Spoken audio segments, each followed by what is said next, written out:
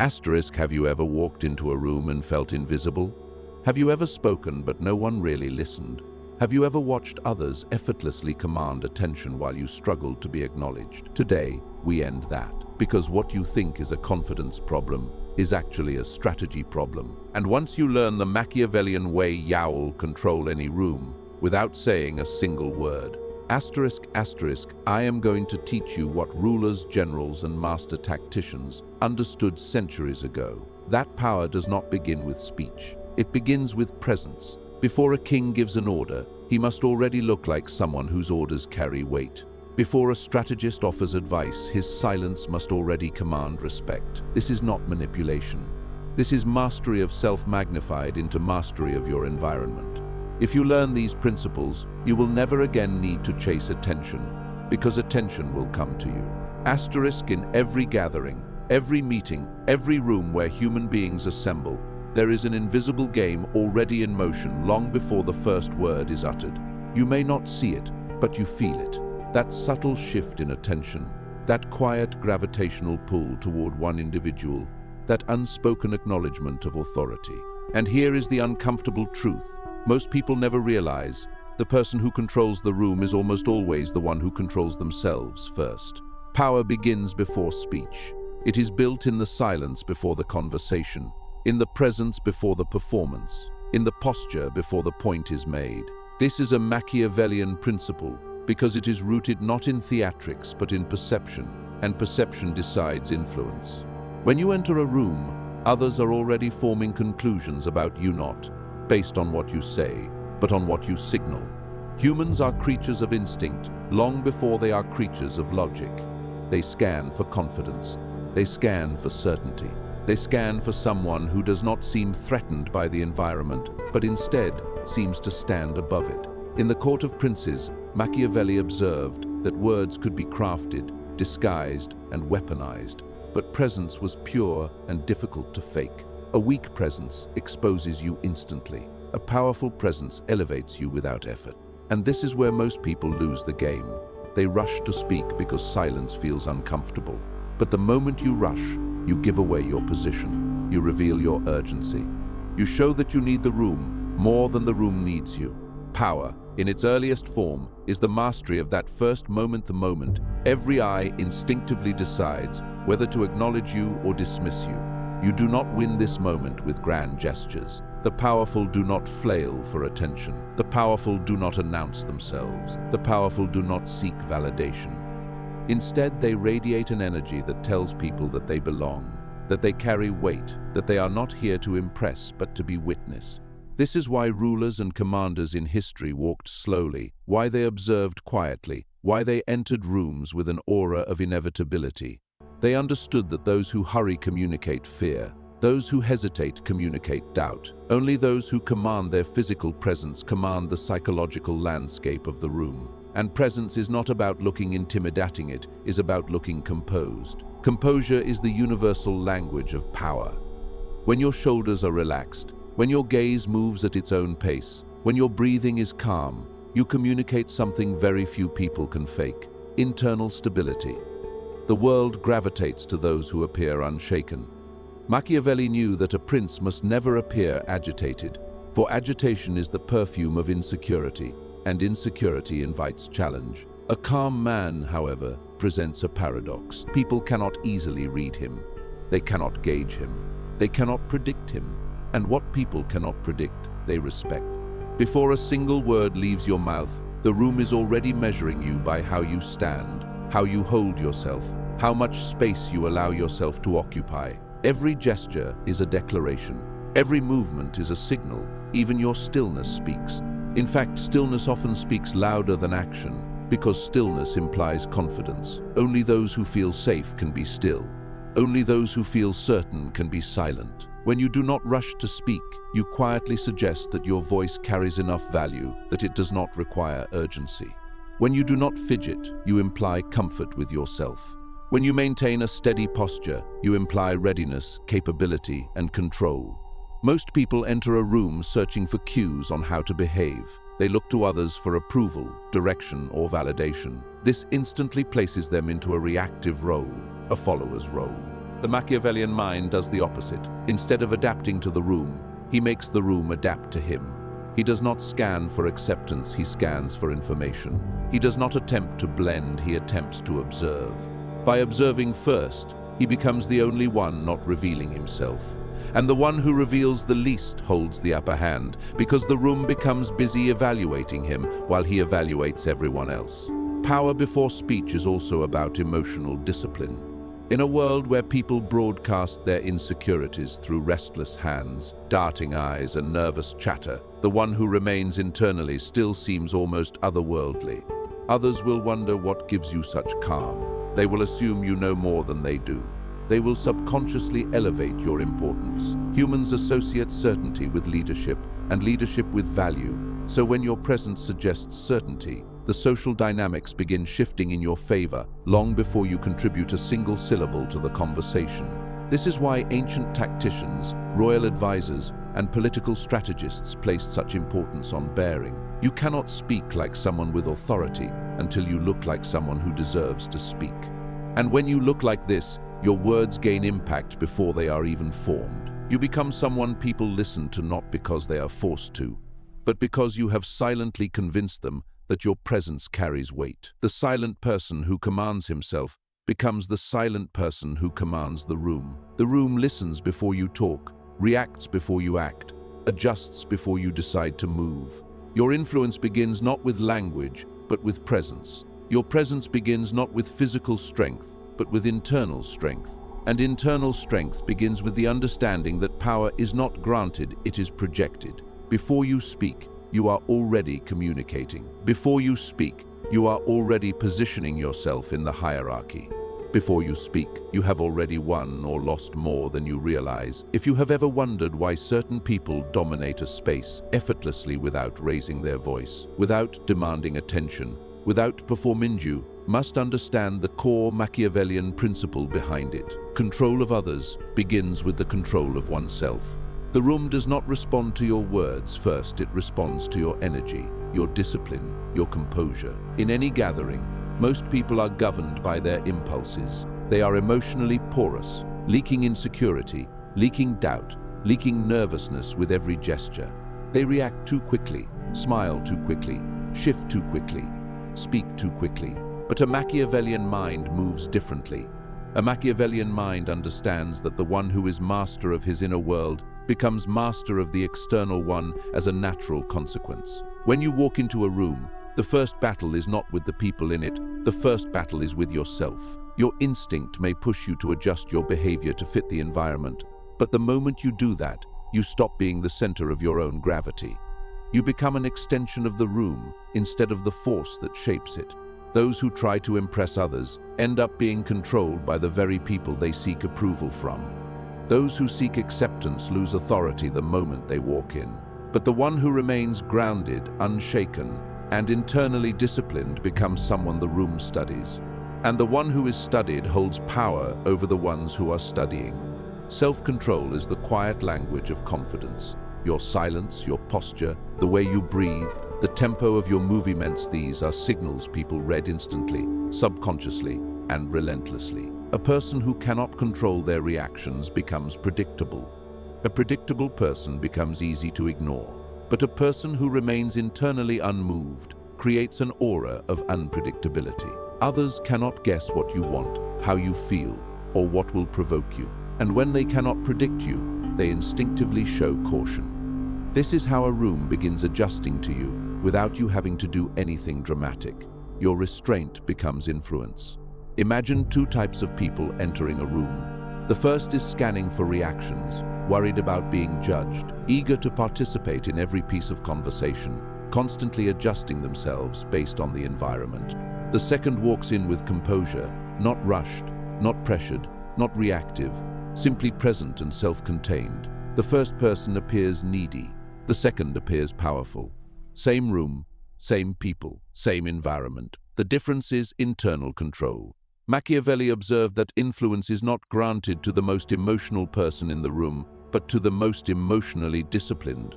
Because people do not follow those who shout, they follow those who remain stable while others shout. Emotional control is not about suppressing feeling, it is about governing behavior. When someone tries to provoke you, the average person responds instantly.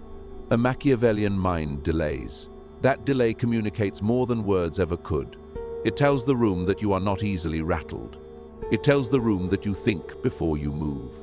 It tells the room that you are someone whose emotions serve his intellect, not the other way around. And when a person's intellect governs his emotions, his presence becomes magnetic. People gravitate to what is stable, especially in chaotic environments. Control of yourself also means mastery over your impulses. Notice how many people feel the need to fill silence. They speak simply because silence feels uncomfortable. But silence is where your power is born. When you are comfortable in silence, it shows you are not insecure. It shows you are not seeking reassurance. It shows that you are not dependent on attention to feel significant. Silence becomes a throne when you sit on it with purpose. And when you control your silence, you force others to react to it. You make them wonder what you are thinking. You make them feel the need to speak first. You make them reveal themselves while you reveal nothing. Another dimension of self-control is controlling your physical presence. Your gestures, your breathing, your passages all communicate your inner state. If you fidget, people assume uncertainty. If you breathe shallowly, people sense nervousness. But if you move deliberately, breathe steadily, and keep your gestures minimal, you project a sense of inner command. In a world where anxiety is the norm, calmness becomes a rare and powerful signal.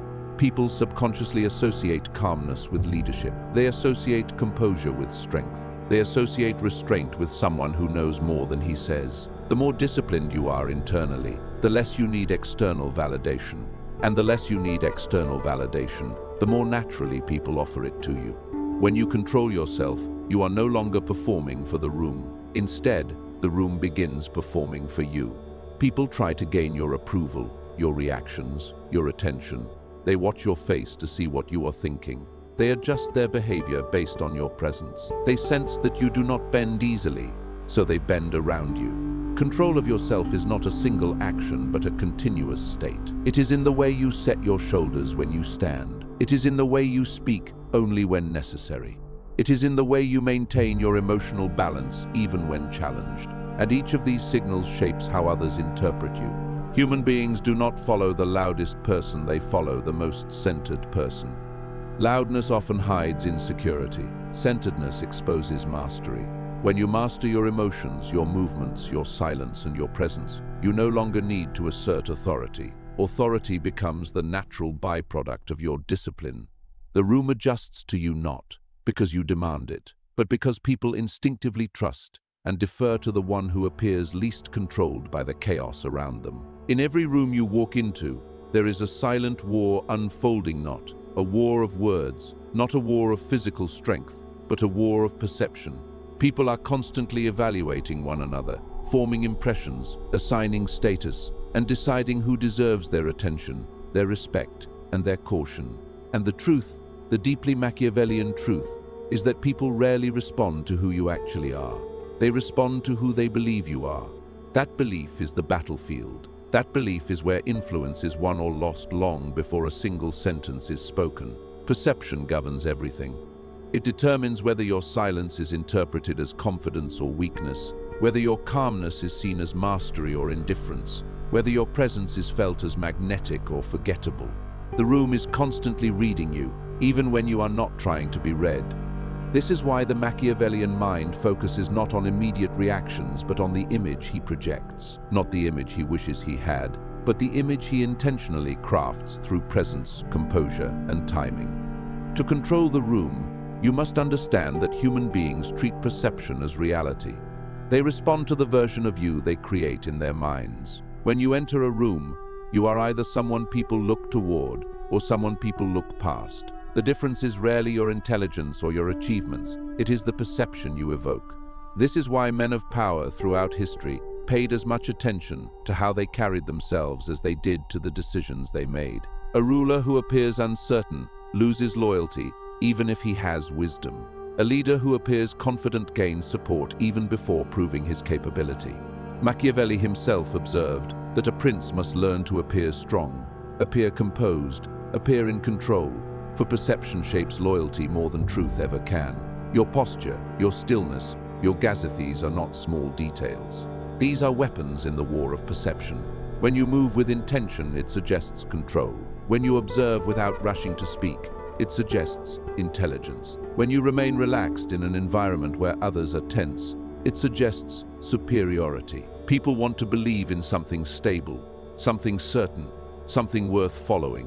Whether you speak or not, they are constantly searching for these cues. Your task is not to impress them with words. Your task is to influence their perception with presence. Consider how quickly people judge someone. A few seconds, a handful of gestures, a facial expression. And from that tiny window, they form conclusions that can take hours or days to undo. This is why a Machiavellian thinker never wastes the first impression. He knows the moment he enters, eyes will turn in his direction, whether subtly or directly, and that moment must communicate something intentional.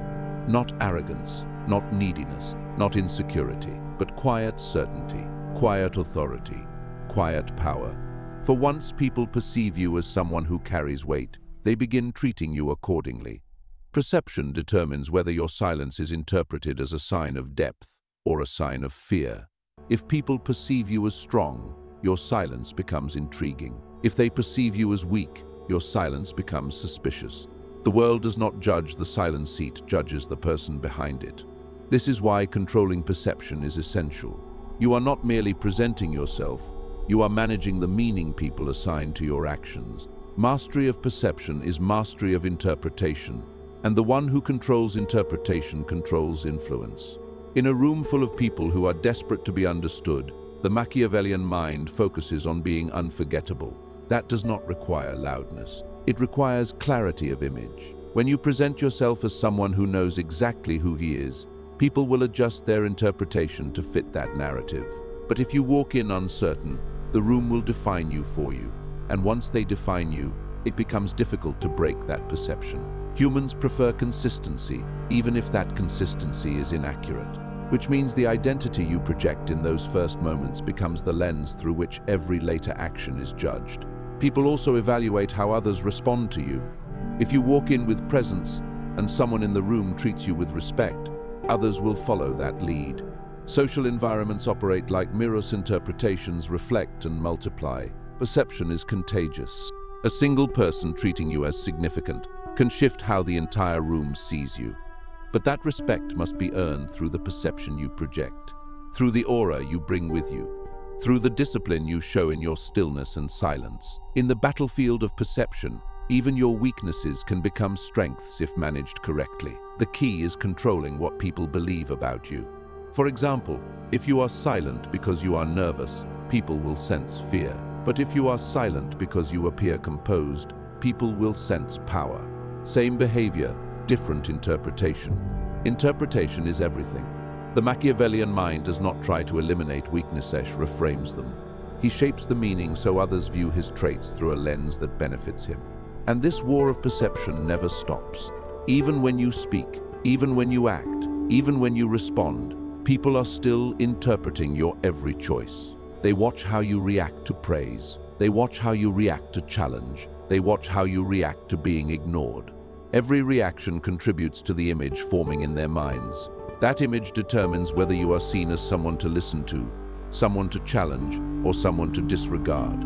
Perception will always shape power more than truth, because perception is immediate, emotional, and automatic. Truth requires time, logic, and proof. Most people never think that far. They rely on instinctual impressions, and the one who understands this gains the advantage. In a room filled with noise, the person who controls perception becomes the quiet center of gravity.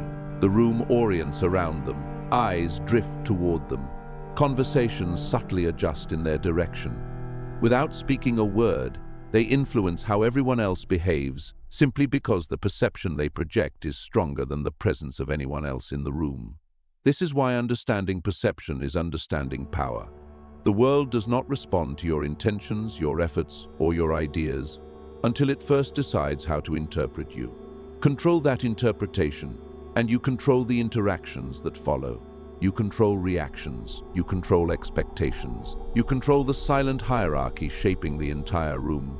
Most people fear silence, They treat it like a void that must be filled, a space that exposes them, a discomfort that must be eliminated as quickly as possible. But a Machiavellian mind understands something far more profound. Silence is not the absence of power, it is the amplifier of it. Silence is a tool. Silence is a strategy. Silence is a throne from which you observe the room and make the room observe you.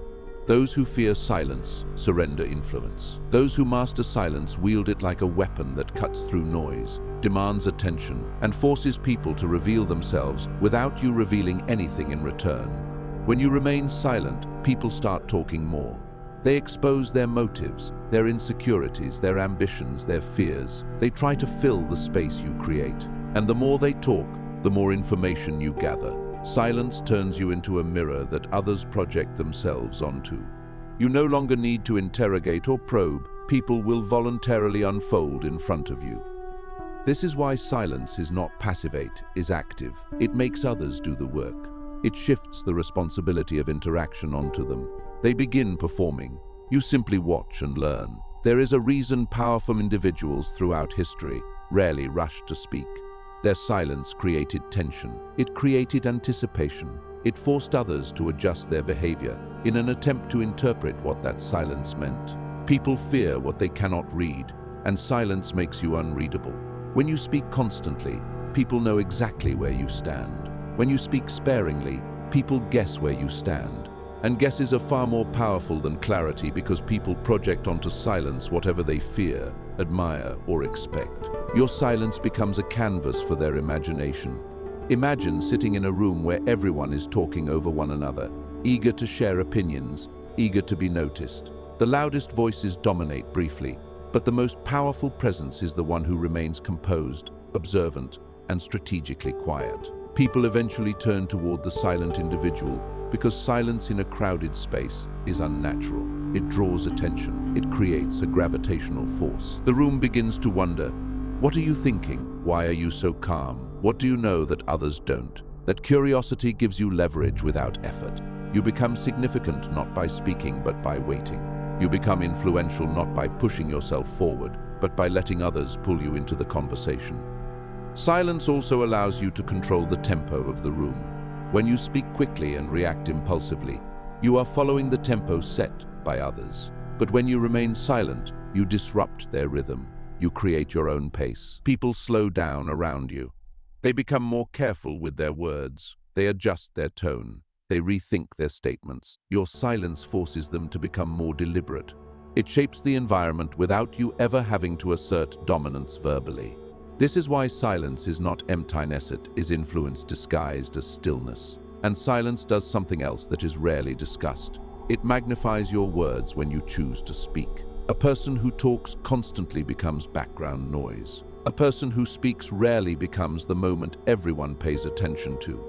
Your voice gains weight not because of volume but because of scarcity. When you finally speak after being silent, the room pauses. People lean in. They take your words seriously because they know you don't waste them. Silence builds value. Silence creates demand for your voice. Silence turns you into someone whose opinion matters simply because it is not given freely. This is why silence is far more powerful than talking in moments of conflict or tension. When someone tries to provoke you and you respond with silence, you take the wind out of their sails. They want reaction. They want validation. They want emotional engagement, but silence denies them all of it. Silence shows you are not controlled by their attempt to pull you into their frame. Silence tells them their effort is beneath your internal stability. And the more they escalate, the more foolish they appear while you remain composed. Silence also protects you from revealing your intentions too early. While others rush to explain themselves, defend themselves, or justify themselves, you conserve your power by revealing nothing. The person who speaks first exposes their strategy. The person who stays silent keeps all options open. Silence is your shield. Silence is your filter. Silence is the barrier that prevents others from reading your weaknesses or predicting your moves. When you withhold your reactions, you become a mystery. And mystery is a form of power because it creates uncertainty in others. Look at how people behave around someone who doesn't give away too much. They become careful. They choose their words more strategically. They observe your facial expressions for clues. They wonder what you might be thinking.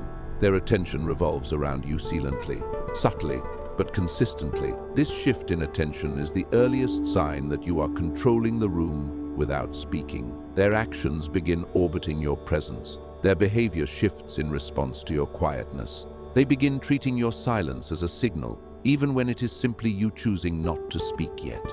Silence also teaches you patience, one of the greatest Machiavellian virtues.